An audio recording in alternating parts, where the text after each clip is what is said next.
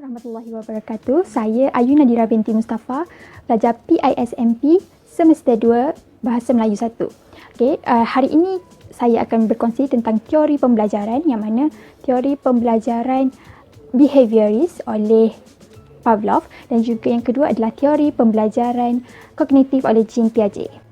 Teori pembelajaran oleh Pavlov dihasilkan melalui eksperimen pengeluaran air liur seekor anjing, dan dia jalankan eksperimen ini dan mendapat hasil daripada proses pembelajaran yang berlaku, iaitu perkaitan antara rangsangan dan juga gerak balas, yang mana rangsangan yang dihasilkan adalah berkait dengan bunyi loceng, dan juga gerak balas yang akan berlaku adalah air liur anjing itu.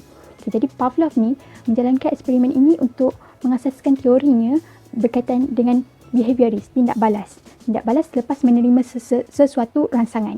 Jadi konsep dalam proses pengajaran dan pembelajaran yang dihasilkan melalui prinsip Pavlov ini adalah, yang pertama adalah konsep penguasaan. Yang pertama, penguasaan berlaku apabila individu ataupun organisma mempelajari sesuatu dan juga gerak balas ataupun respon secara berperingkat. Yang mana lebih kerap organisma ini belajar sesuatu berkaitan dengan topik yang sama, mungkin lebih kukuh penguasaannya, dan juga mungkin dia bergerak balas dengan tindakan yang sama. Yang kedua adalah konsep generalisasi, yang mana rangsangan yang sama dikenakan ke atas sesuatu organisma ini berlakunya proses kekerapan. Yang ketiga adalah diskriminasi, yang mana berlaku ke atas individu yang bertindak balas terhadap sesuatu rangsangan tertentu saja, tapi tidak kepada rangsangan yang lain. Konsep yang keempat adalah penghapusan, di mana penghapusan berlaku juga apabila rangsangan terlazim iaitu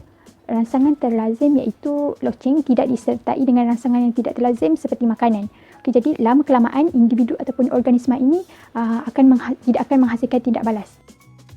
Dengan teori ini, guru perlu sedar bahawa rangsangan dan juga gerak balas adalah mempunyai kaitan yang sama yang boleh dilazimi dan juga dipelajari. Kaitan antara rangsangan dan juga gerak balas dapat diperkukuhkan melalui latihan. Jadi apabila guru-guru, contoh situasi saya beri adalah apabila guru memberi pujian iaitu sebagai rangsangan, setiap kali murid menyiapkan kerja sekolahnya, maka gerak balas ataupun tindakan untuk menyiapkan kerja sekolah itu mungkin akan berterusan. Yang kedua adalah teori pembelajaran kognitif oleh Jean Piaget. Teori ini mengutamakan mental dan juga kognitif individu, yang mana dia terhasil daripada 4 konsep, yang mana ataupun kita panggil proses lah. Dia lebih kepada konsep dan juga kita dapat lihat dalam segi proses ini juga.